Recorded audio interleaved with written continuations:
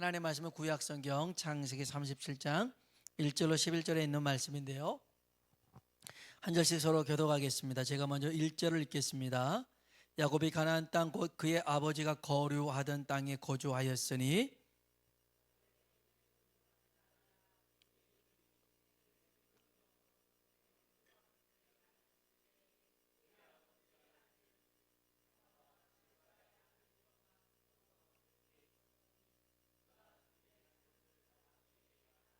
요셉은 노년에 얻은 아들이므로 이스라엘이 여러 아들들보다 그를 더 사랑함으로 그를 위하여 채색 옷을 지었더니,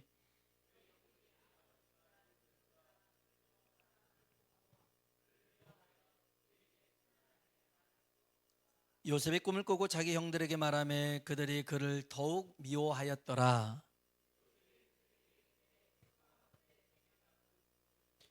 우리가 밭에서 곡식단을 묶더니 내 단은 일어서고 당신들의 단은 내 단을 둘러서서 절하더이다.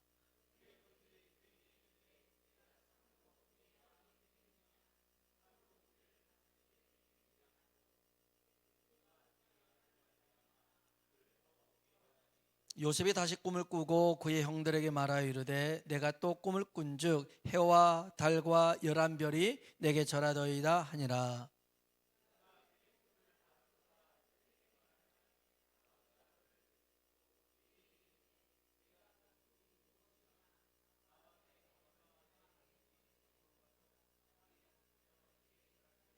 같이요. 그의 형들은 시기하되 그의 아버지는 그 말을 간직해 두었더라. 아멘. 서로 인사합시다. 하나님의 은혜가 당신에게 임하기를 원합니다. 하나님의 은혜가 당신에게 임하기를 원합니다.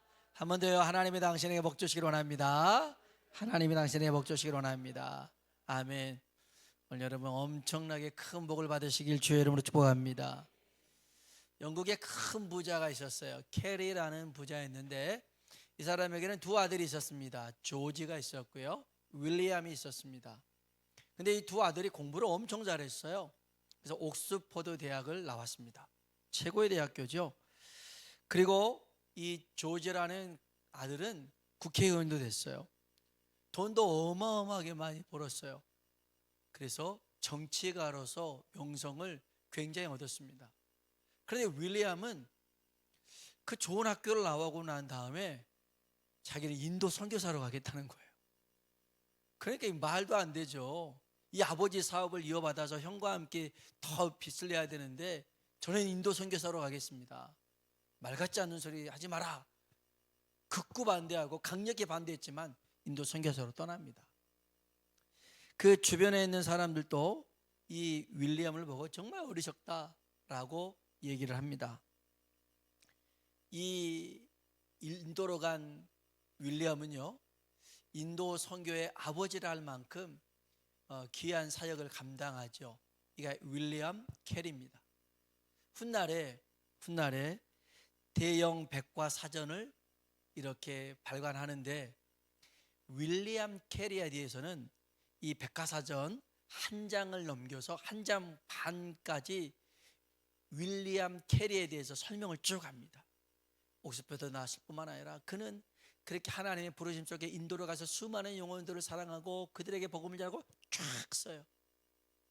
그 다음 그 형 조지 캐리에 대해서는 뭐라고 써놨냐면 윌리엄 캐리의 형, 이렇게 한 줄로 써놔요. 윌리엄 캐리의 형. 사람들이 봤을 때는 분명히 국회의원도 하고 사업가도 하고 돈도 많이 벌었을 때 더 인기가 있을지 모르겠지만 근데 평가는 그게 아니더라는 거예요. 윌리엄 캐리의 형 조지 캐리, 이게 끝이에요. 제가 이렇게 말씀드린 이유가 뭐냐면 오늘 우리가 지난번부터 같은 본문을 가지고 꿈꾸는 자 요셉을 보고 있는데 37장에 야곱의 족보가 나오는데요, 시작이 요셉으로 시작이 됩니다. 지난 시간에 왜 르우벤이 장자인데 누벤이 되지 않고 요셉이 장자의 명분을 받아서 이렇게 시작한 것에 대해서 말씀을 들었어요. 혹시 못 들으신 분이 있다면 지난주 말씀을 꼭 들으시길 바랍니다. 유튜브 가면 볼 수 있어요. 자, 근데 이 요셉을 야곱의 인생 가운데 첫 번째로 소개한 이유가 있어요. 야곱의 인생에서 요셉을 빼고선 설명할 수가 없다, 그런 뜻이에요. 그래서 요셉을 먼저 뒀어요. 이 요셉 얘기는 37장부터 50장까지 쭉 나와요. 14장에 걸쳐서 쭉 나옵니다.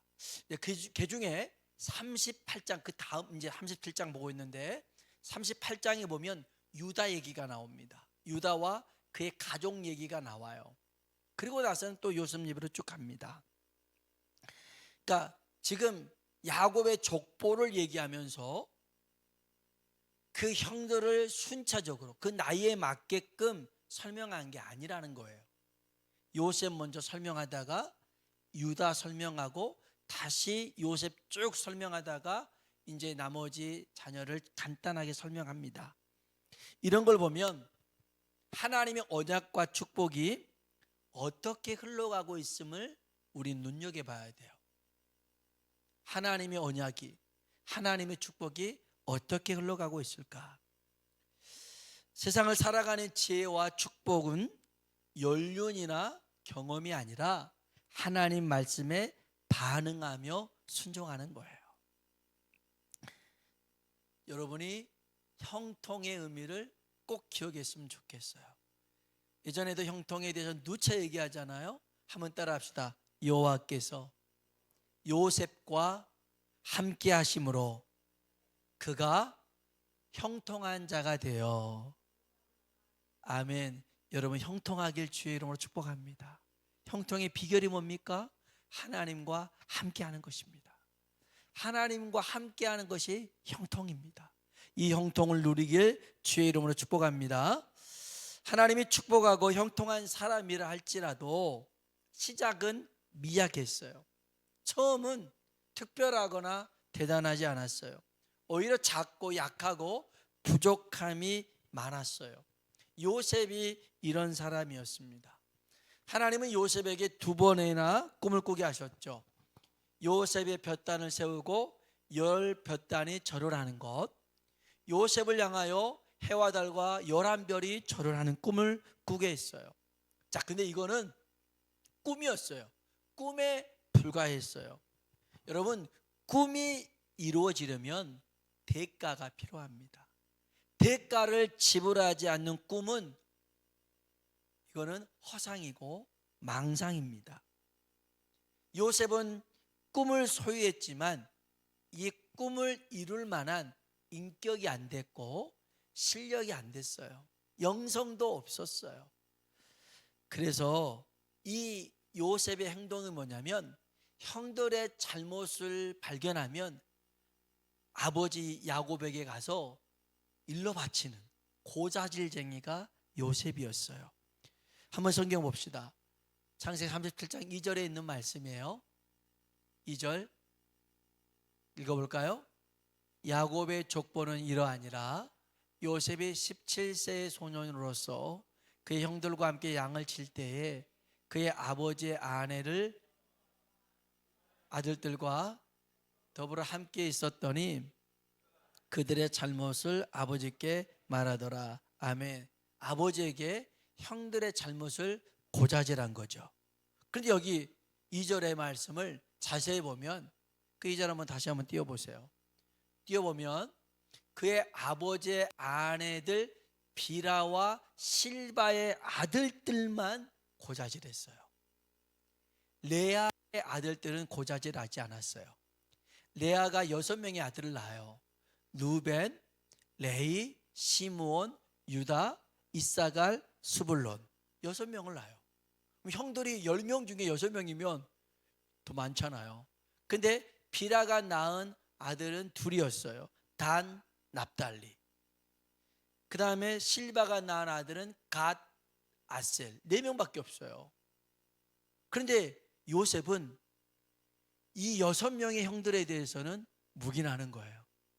6명의 형이 잘못했어도 잘못 안 한 게 아니에요. 잘못했어도 아버지한테 일러 바치지 않았어요.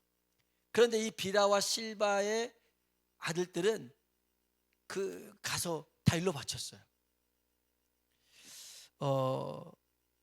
암만 해도 그랬던 것 같아요. 레아의 아들들은 요셉 입장에서 첫째 엄마, 좀 표현이 그렇지만 첫째 엄마의 아들들이에요. 이복 형제들이죠. 이복 형이에요. 그런데 비라와 실바의 아들들은 두 번째, 세 번째 엄마라는 개념이 없고, 비라 실바가 원래는 그 종이었잖아요. 하녀였잖아요. 그래서 낳은 아들들이 아까 네 명의 형들이요. 그러니까 형이라고 부르기도 뭐하지만 하녀가 낳은 아들들.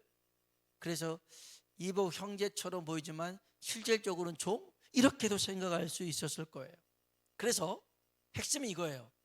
레아의 아들들에게는 굉장히 간대해요.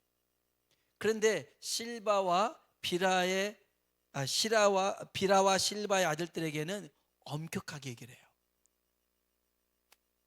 전형적인 기회주의자처럼 요셉이 행동을 해요. 그에게 여전히 그는 그 약점이 있고 흠이 있다라는 소리예요. 여러분, 하나님은 사람을 사용할 때요, 완벽한 사람, 흠 없는 사람을 찾아서 사용하지 않아요. 부족하지만, 연약하지만, 실수와 약점이 있어도 어떤 사람 사용하시느냐? 하나님을 의지하는 사람을 사용하신 줄로 믿습니다. 왜 그래요? 내가 완전하잖아요. 완벽하잖아요. 그러면 자기를 의지하고요, 자기를 자랑합니다. 그래서 하나님이 이 바울을 통해서 이 고린도 교회에 이제 하나님 부흥을 일으켜요. 그래 이 고린도 교회 일꾼들을 세웁니다. 그 사람들 정말 배움도 없었어요. 그냥 뭐 이렇게 뭐 학문을 배웠던 사람들도 아니고, 그 다음에 그 밖에서도 뭐 좋은 명성이나 이런 직업을 가진 사람도 아니었어요. 그런데 하나님이 그들을 통해서 역사하기 시작하신 거예요. 성경 한번 볼까요? 고린도전서 1장 26절로 29절에 있는 말씀이에요. 읽어봅시다. 형제들아, 너희를 부르심을 보라. 육체를 따라 지혜로운 자가 많지 아니하며 능한 자가 많지 아니하며 문벌 좋은 자가 많지 아니하도다. 그러나 하나님께서 세상에 미련한 것들을 택하사 지혜 있는 자들을 부끄럽게 하려 하시고, 세상에 약한 것들을 택하사 강한 것들을 부끄럽게 하려 하시며, 하나님께서 세상에 천한 것들과 멸시받는 것들과 없는 것들을 택하사 있는 것들을 폐하려 하시나니, 이는 아무 육체도 하나님 앞에서 자랑하지 못하게 하려 하심이라. 아멘. 실력 있는 사람을 안 쓰더라는 거예요. 부한 사람 안 쓰더라는 거예요. 재능 많은 사람 안 쓰더라는 거예요. 이유가 뭐예요? 내가 했어. 자기 자랑할 것 같아서. 그래서 바울이 이 고린도 교회 사람들한테 힘주서 얘기한 게 뭐냐면 1장 31절 같이 한번 볼까요? 읽어봅시다. 기록된 바 자랑하는 자는 주 안에서 자랑하라 함과 같게 하려 함이라. 아멘. 자랑하는 자는 어디서 자랑하라고요? 주 안에서 자랑하라는 거예요. 주 안에서. 근데 이게 제가 이제 며칠 전에 어떤 분하고 얘기를 했는데, 본인 다니는 교회에 장로님이 계시는데, 이 장로님은 택배를 하시는 분이셨나 봐요. 그런데 이제 안수 집사님 한 분이 계시는데 이분은 검사예요. 그래서 정말 이분이 많은 사람들을 막 전도해 오는데, 그러면 이제 이게 뭐 택배를 하든 검사를 하든 이건 세상에서 하는 일이잖아요. 그럼 이 교회 안에서 이제 이분이 장로님이시니까, 물론 교회 안에서까지 뭐 검사 뭐 대여주 할 건 아니지만, 그런데 뭐 우리가 직분이 계급은 아니잖아요. 더 많이 섬기라고 주는 거잖아요. 그런데 나는 장로인데 너는 안수집사인데, 그러면서 은근슬쩍 무시하면서 이분이 전대에 오는 사람들을 오히려 이렇게 좀 밀어내는 그런 안타까움들이 보여지더라는 거예요. 그러니까 하나님이 나를 약해서 들어서 사용하실 때 하나님을 의지하고 하나님 자랑해야 되는데, 내가 약하기 때문에 나보다 좀 더 강한 사람들을 아예 무시해버리는 그런 또 병폐도 생겨나더라는 거예요. 여러분, 우리의 자랑은 없어요. 우리의 자랑은 오직 하나님 뿐인 줄로 믿습니다. 나보다 남을 더 낮게 여기라는 게 주의 말씀이고요. 그렇다고 해서 내가 자존감을 완전히 깔아뭉기라는 게 아니에요. 우리는 내가 낮아져도 주님이 영광 받으시는 삶, 내가 낮아지면 주님이 우리를 높이실 줄로 믿습니다. 그런 삶을 살아야죠. 이 고린도 교회가 그런 교회였어요. 그래서 니네는 비록 약하지만 약한 너희를 통해서 강한 자들을 부끄럽게 한다. 이유는 하나다. 너희를 의지하지 말고, 너희를 자랑하지 말고 하나님을 자랑하기 위함이라는 것이죠. 요셉만 이렇게 막 그 형들 그 내야 말고 다른 그 형들을 막 고자질하는 이런 약점이 요셉에게만 있었던 건 아니에요. 믿음의 사람이라도 경험이 많고 나이가 많아도 우리라는 존재는, 인간이라는 존재는 불완전한 존재다. 이것을 야곱을 통해서도 우리는 볼 수 있어요. 요셉이 이런 행동을 했던 것은 야곱의 어긋난 편애에서부터 발생했다라고 봐도 돼요. 창세기 37장 3절 4절 볼까요? 읽어봅시다. 요셉은 노년에 얻은 아들이므로 이스라엘이 여러 아들들보다 그를 더 사랑함으로 그를 위하여 채색 옷을 지었더니 그의 형들이 아버지와 형들보다 그를 더 사랑함을 보고 그를 미워하여 그에게 편안하게 말할 수 없었더라. 아멘. 아버지가요, 요셉만 차별하는 거예요. 여러분 생각해 보세요. 형들은 다 싸구려 옷을 주는 거예요. 노브랜드 옷을 주는데, 사주는데 그것도 물려 입는 거예요. 큰형이 입었던 것을 작은 형이 입고, 작은 형이 입었던 것을 작은 형이 입고, 작은 형이 입었던 것을 작은 형이 입고, 이거를 1번부터 10번까지 계속 한다고 생각해 보세요. 미칠 노릇이죠. 미칠 노릇. 그런데 이게 때마다 요셉은 브랜드 옷을, 비싼 옷을 입혀주니까 얼마나 기분 나쁘겠어요. 그것뿐이겠어요. 가방도 좋은 가방 사주죠. 신발도 아주 비싼 신발 사주죠. 여러분, 이러면요, 자식들 어떤 누구를 할지라도 삐질 수밖에 없어요. 그 자식 시기심 안 생기겠어요? 근데 야곱이 그렇게 행동을 했더라는 거예요. 그니 믿음 좋은 야곱도 온전하지는 못했다는 거예요. 불완전한 존재라는 거예요. 여러분, 그래서 우리가 절대로 다른 사람 욕할 것도 없고 판단할 것도 없어요. 다른 사람 눈에 있는 티를 빼려고 애를 쓰려고 하지 말고 내 눈 안에 있는 들보를 먼저 살필 줄 알아야 되는 거예요. 자, 그래서요, 꿈은 마치 씨앗과 같아요. 씨앗을 보면요, 작잖아요, 약하잖아요, 보잘것없어요. 하지만 하나님이 이 씨앗을 마치 하나님의 인큐베이터 안에서 배양을 시켜요. 발화를 합니다. 그 다음에 이제 하나님이 밖에다가 두는데, 우리도 아이가 태어났는데 아이가 좀 미숙아예요, 조산아예요. 그러면 인큐베이터 안에 넣잖아요. 그래서 면역 체계가 건강해졌을 때까지 거기다 두는 거예요. 그래서 어떤 병용균하고 붙어도 이제 이길만 할 때 인큐베이터 안에서 빼놓잖아요. 근데 인큐베이터 안에가 안전합니다.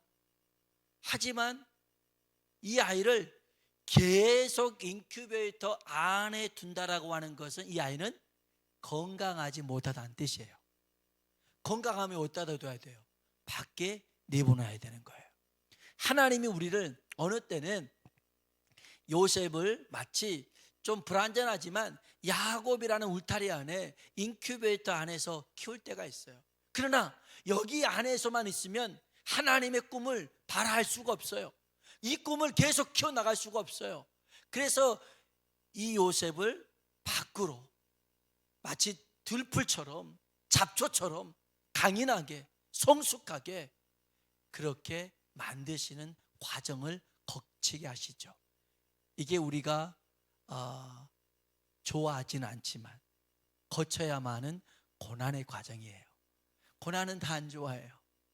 그러나 고난이라는 이 시간을 거쳐서 비바람을 마치고 눈보라를 마치고 그러면서 우리의 믿음이 더 성숙해지고 성장해 가더라는 것이죠. 이렇게 성장함을 통해서 요셉이 바뀝니다. 그 고자질쟁이, 그 형들의 잘못을 보고 일러 바쳤던 이 요셉, 남의 허물을 들쳤던 요셉이 어떻게 변하냐면 성경 한번 볼까요? 창세기 45장 5절입니다. 창세기 45장 5절 읽어볼까요? 당신들이 나를 이곳에 팔았다고 해서 근심하지 마소서, 한탄하지 마소서. 하나님이 생명을 구원하시려고 나를 당신들보다 먼저 보내셨나이다. 아멘. 이게 이제 나중에 요셉이 국무총리가 됐을 때 형들이 왔을 때 이제 자기를 밝혔을 때 얘기해요. 이 형들이 난리가 난 거예요. 자기들이 요셉 팔았는데 여기가 눈앞에 있으니까 그때 하는 말이 이거예요. 나를 팔았다고 형들 근심하지 마세요. 형들이 한 거 아니에요. 하나님이 하신 거예요. 하나님. 성경 볼까요? 7절로 8절 같이 한번 읽어봅시다. 하나님이 큰 구원으로 당신들의 생명을 보존하고 당신들의 후손을 세상에 두시려고 나를 당신들보다 먼저 보내셨나니 그런즉 나를 이리로 보낸 이는 당신들이 아니요 하나님이시리라. 하나님이 나를 바로에게 아버지로 삼으시고 그 온 집의 주로 삼으셨나이다. 아멘. 나를 애굽에 판 것은 당신들이 아니에요. 하나님이 하신 거예요. 사람이 달라졌어요. 변해졌어요. 17세 꿈을 꿨던 그 꿈을 꿨지만 고자질쟁이였던 요셉이었다면 형들 봤을 때 바로 목을 날렸을 거예요. 털을 다 뽑아버렸을 거예요. 그러나 그렇게 하지 않아요. 하나님이 그를 변화시켰어요. 성숙하게 하셨어요. 고난의 바람으로 또 여러 가지 환난의 어려움을 통해서 하나님이 우리를 자꾸만 더 강인하게 굳세게 성장시켰던 거예요. 그래서 고난이 내게 유익이라는 말이 그 말씀이죠. 오늘 요셉이 하나님의 손길로 변화되었듯이 우리도 하나님의 손길로 변화되길 주의 이름으로 축복합니다. 그래서 정말 하나님의 꿈이 지금은 아직 이루어지지 않을 만한 그릇이어도 하나님의 손에서 빚어져서 그 꿈을 이룰 수 있는 하나님의 사람이 되길 주의 이름으로 축원합니다. 오늘 말씀 중에 한 가지만 더 기억해야 될 게 있어요. 요셉이 꿈꾸고요, 그 아버지 야곱한테 얘기하니까 허무맹랑한 소리를 한다고 꾸짖습니다. 형들은요 그 꿈 소리를 듣고요 미쳐버린 줄 알았어요. 이놈을 죽여버려야겠네. 아주 시기심이 불탔어요. 그런데 야곱은, 그 아버지 야곱은 그 요셉의 말을 마음에 간직해 뒀어요. 우리 한번 성경 봅시다. 창세기 37장 11절입니다 읽어볼까요? 그의 형들은 시기하되 그의 아버지는 그 말을 간직해 두었더라. 아멘. 하나님의 꿈을 마음에 간직하면 반드시 이루어질 줄로 믿습니다. 말씀을 품고 살아야 돼요. 이제 성탄절에 가까워오는데요, 마리아하고 요셉 얘기 나올 거 아닙니까?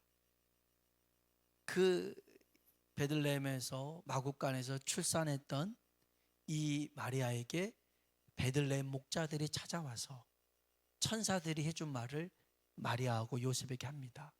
마리아는요 그 말을 마음에 둡니다. 그리고 예수님이 12살 때였거든요. 6월절에 성전 올라갔다가 예수님을 두고 하루길 가버렸어요. 마리아하고 요셉이 찾아보니까 일행 중에 없어요. 다시 가요. 그 12살 예수를 본 거죠. 야, 왜 여기 있었냐?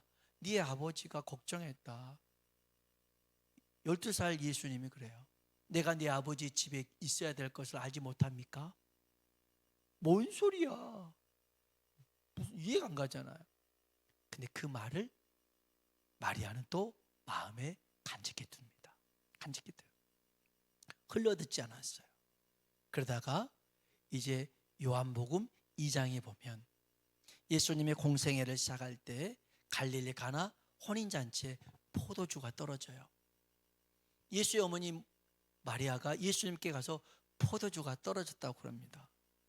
아니, 포도주 떨어지면 예수님께 갈 게 아니라 양조장에 가야 되잖아요. 거기서 사와야 되잖아요. 왜 예수님께 갑니까? 예수님이 하나님의 아들이라는 사실을 이 가슴속에 30년 넘도록 품고 있었어요. 그래서 그 고난의 순간에, 위기의 순간에 예수님을 찾아가더라는 거예요.